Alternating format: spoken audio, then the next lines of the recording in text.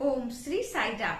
परमाराध्य परम प्रेममय परम करुणामय प्राणसखा भगवान चरण कमल कोटि कोटि प्रणति जणे आरंभ करिबा भगवान अवतार बाणी। भगवान आज आमको कौन संदेश देउछंती आसंतु सुनिबा।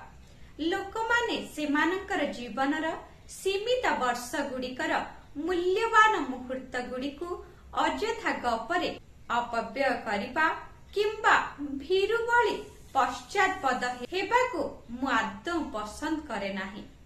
मु तुमठारे विभूषित करिथिबा दक्षता सामर्थ्य साहस और विश्वासर पूर्ण उपयोग कर, ताहेले भगवान तुमको सदा सर्वदा आशीर्वाद प्रदान करिवे।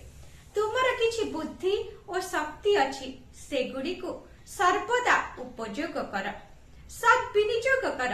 तुम आगरे थिबा वर्तमान कार्य पाई कांध दिय। तुमे जेतेबेले निजर यथासाध्य करिदेब एवं ताहा यथेष्ट नुहे बोली मने करिब, सेतेबेले मोते डाक।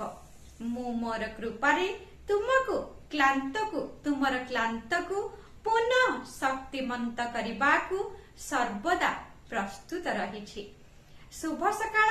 आपणकर दिनटी मंगलमय हेउ। जय साईराम।